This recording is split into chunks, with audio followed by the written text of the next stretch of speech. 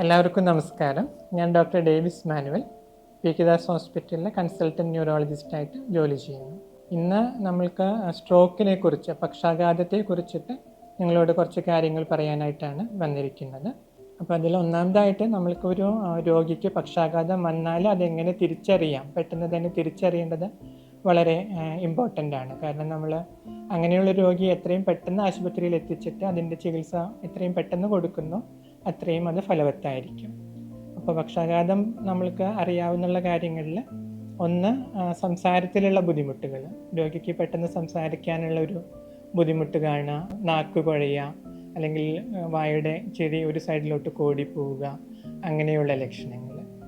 രണ്ടാമതായിട്ട് കയ്യിനുള്ള ബലക്കുറവ്, കയ്യിൻ്റെ ഒരു സൈഡിൽ പ്രത്യേകിച്ച് സാധനങ്ങൾ എടുക്കാൻ ബുദ്ധിമുട്ടോ കൈ പൊന്തിക്കാൻ ബുദ്ധിമുട്ടോ അങ്ങനെയുള്ള കാര്യങ്ങൾ. മൂന്നാമതായിട്ട് കാലിനുള്ള ബലക്കുറവ്, അത് നടക്കാനുള്ളൊരു ബുദ്ധിമുട്ട്, ബാലൻസിൻ്റെ പ്രശ്നങ്ങൾ, അങ്ങനെയുള്ള കാര്യങ്ങളിലാണ് സാധാരണ കണ്ടുവരുന്നത്. അപ്പോൾ ഇങ്ങനെ എന്തെങ്കിലും ഒരു പ്രശ്നം നമ്മൾക്ക് കാണുകയാണെങ്കിൽ നമ്മൾ എത്രയും പെട്ടെന്ന് തന്നെ നമുക്ക് ഈ സ്ട്രോക്കിനുള്ള ആധുനിക ചികിത്സാ സൗകര്യങ്ങളുള്ള ഒരു ആശുപത്രിയിൽ രോഗിയെ എത്തിക്കേണ്ടത് വളരെ ഇമ്പോർട്ടൻ്റ് ആണ്. ഇതിനുള്ള ചികിത്സ പ്രധാനമായിട്ട് ഇപ്പോൾ നമ്മൾക്ക് ഏറ്റവും തുടക്കത്തിൽ കൊടുക്കാവുന്നത് ഒരു ഇഞ്ചക്ഷനാണ്. നമ്മൾക്ക് സ്ട്രോക്ക് പ്രധാനമായിട്ട് വരുന്നത് തലച്ചോറിനുള്ളിൽ രക്തം കട്ട പിടിക്കുമ്പോഴാണ്.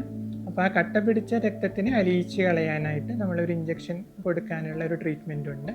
അത് നമ്മൾ ഒരു 3 മണിക്കൂറിൻ്റെ ഉള്ളിൽ കൊടുക്കുകയാണെങ്കിൽ, രോഗത്തിൻ്റെ ലക്ഷണങ്ങൾ ആരംഭിച്ച് 3 മണിക്കൂറിനുള്ളിൽ കൊടുക്കുകയാണെങ്കിലാണ് അത് ഏറ്റവും ഫലവത്താകുന്നത്. കൊടുക്കാനുള്ള ടൈം കുറേയും കൂടി വൈകും തോറും മരുന്നിനുള്ള പ്രയോജനം കുറഞ്ഞു വരുന്നുണ്ട്. രണ്ടാമതായിട്ട് ഒരു പുതിയ ചികിത്സാ സംവിധാനം മെക്കാനിക്കൽ ത്രോംബെക്ടമി എന്ന് പറയും. അതായത് നമ്മൾ ഈ രക്തം കട്ട പിടിച്ചത് ഒരു ചെറിയ വയറ്, നമ്മൾ ഹാർട്ടിൻ്റെ ആൻജിയോപ്ലാസ്റ്റിക് ഒക്കെ ചെയ്യുന്ന ഏകദേശം സെയിം മെത്തേഡ് തന്നെ ഒരു രക്തക്കുഴലിലൂടെ ആ വയർ കടത്തി വിട്ടിട്ട് നമ്മൾ ഈ രക്തം കട്ട പിടിച്ച ഭാഗത്ത് എത്തിയിട്ട് അത് നമ്മൾ റിമൂവ് ചെയ്ത് നീക്കം ചെയ്യുന്ന ഒരു ചികിത്സയുണ്ട്.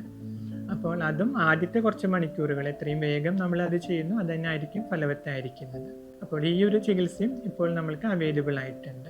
ഈ 2 പ്രധാന ചികിത്സാ പദ്ധതികൾക്ക് പുറമെ പിന്നെ നമ്മൾക്ക് പലപ്പോഴും സ്ട്രോക്ക് പേഷ്യൻസിന് ഒരു പ്രത്യേകമായിട്ടുള്ള ICU കെയർ, അവരുടെ ബാക്കി ഷുഗർ, BP തുടങ്ങിയ കാര്യങ്ങളിലൊക്കെയുള്ള കൺട്രോള്, പിന്നെ നമ്മൾക്ക് ആവശ്യമുള്ള ഇമേജിങ്, CT, MRI, ആൻജിയോഗ്രാം, അതിനുള്ള ഫെസിലിറ്റീസ്, പിന്നെ ഒരു ഡെഡിക്കേറ്റഡ് ആയിട്ടുള്ള ഫിസിയോതെറാപ്പി, അങ്ങനത്തെ കാര്യങ്ങൾക്കുള്ള സംവിധാനങ്ങൾ, ഇതെല്ലാമാണ് നമ്മളുടെ ചികിത്സയിൽ പ്രധാനമായിട്ടുള്ളത്.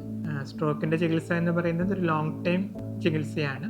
അപ്പോൾ നമ്മൾ ആശുപത്രിയിൽ നിന്ന് ഡിസ്ചാർജ് ആയതിനു ശേഷവും ചികിത്സ തുടരേണ്ടതും മരുന്നുകളെല്ലാം കൃത്യമായി കഴിക്കേണ്ടതും വളരെ അത്യാവശ്യമാണ്. നന്ദി, നമസ്കാരം.